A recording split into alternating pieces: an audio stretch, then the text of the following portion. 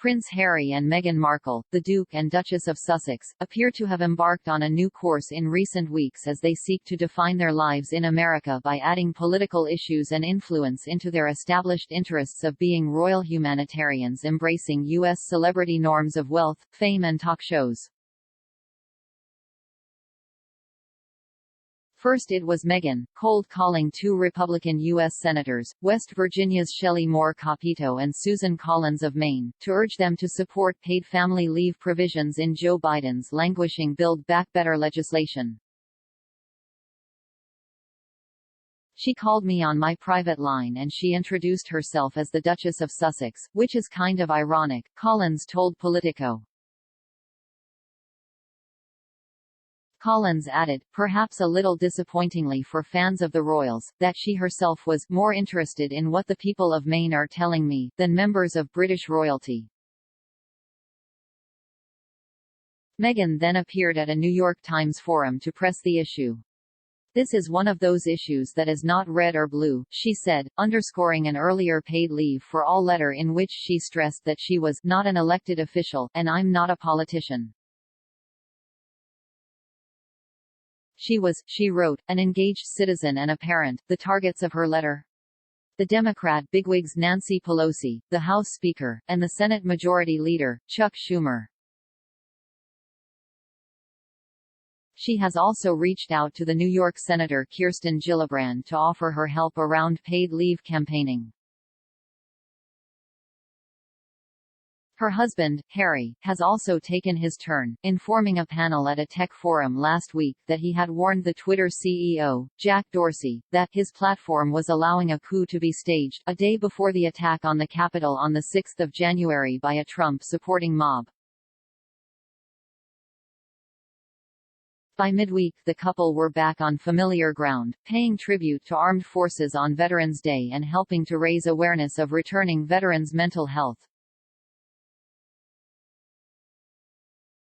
For some observers it is a clear effort by the Sussexes to get, at least partially, involved with the politics of the country they are making home. And, given the fractious nature of U.S. politics, that is not an easy path to tread. They're trying to rebrand themselves without completely rejecting the royal moniker, says Ariane Chernick, a professor of history at Boston University and author of The Right to Rule and the Rights of Women, Queen Victoria and the Women's Movement.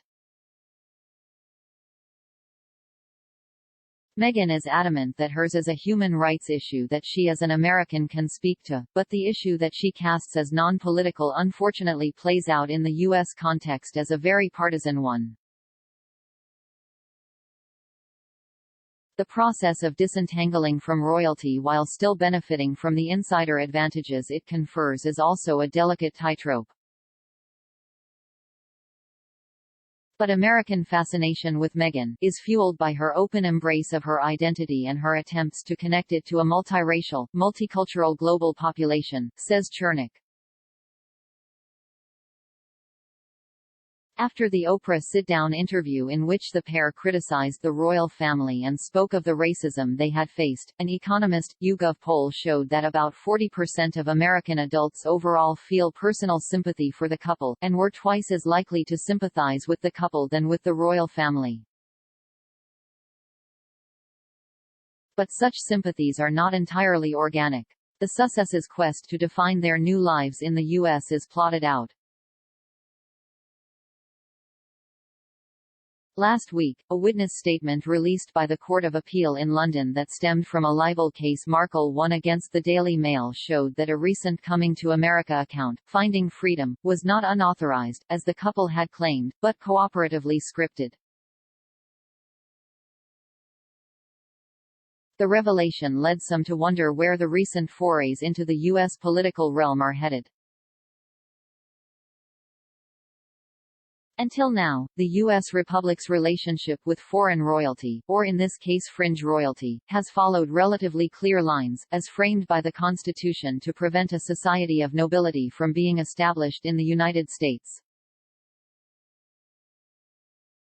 People use titles all the time in America, but they can't use them for any actual purpose, says David Hackett Fisher, author Albion's Seed, Four British Folkways in America, a classic study in how four groups, Puritans, Royalist Cavaliers, Quakers and Borderland Scots English, came to shape the culture of the regions they settled. There aren't many royalists among my fellow citizens, but they may be intrigued by people with a title, Fisher says, and most Americans have absolutely no interest in aristocracy or monarchy and don't think it should have any standing. But celebrity is a different matter. Americans don't think of celebrity as an order, but celebrate individuals by their interest in them, as film stars, athletes, or whatever they may be, and some because they have a lot of money. The Sussexes, he says, are celebrities only in the sense that the tabloids cover them, but that's about the only thing that flows from their status. But the relative acceptance within some Democratic circles of Meghan's political input suggests more than shared causes in a tense political moment. Rightly or wrongly, she can do things average citizens can't, says Bruce Freed at the Center for Political Accountability. It's star power. It feeds the ego to get a call from a prominent person. Certainly Gillibrand appeared impressed.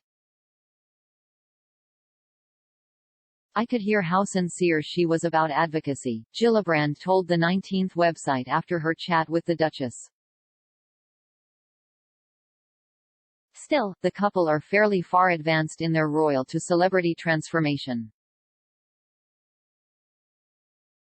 The outgoing New York City mayor, Bill de Blasio, in September gave the couple a tour of the World Trade Center before the Sussexes headed off to another big stage fundraiser, the Global Citizen Festival, themed to pressure Western nations to donate 1BN vaccines to developing nations.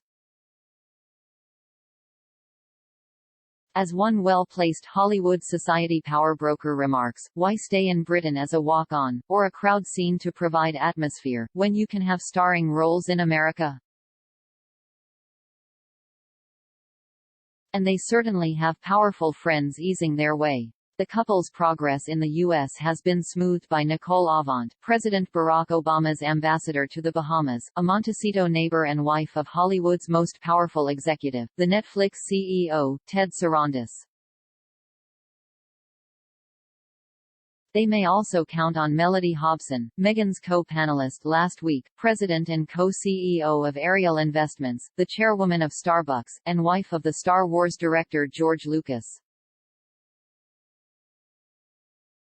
But some steps are discernibly precarious. Last week, per reports, the couple faced criticism that their lucrative Netflix deal is at odds with the streaming platform's hit The Crown that will, in its fifth season, depict Harry's mother during the years of her controversial Panorama interview and subsequent divorce. As yet their Netflix production account reveals little specific direction beyond saying its mission is making inspirational family programming is also important to us, and to share impactful content that unlocks action. All of which points to an effort to fashion a new brand identity despite the contradictions of complaining about press scrutiny and then going to Hollywood to actively court it. But in many ways, the Sussexes' attempt to cast their activism within a humanitarian framework is in keeping with all members of the royal family who have made their relevance turn on humanitarian pursuits since the 18th century. It's one of the pitches they make for continuing relevance, and one way that they use to justify their power and privilege, Chernick points out.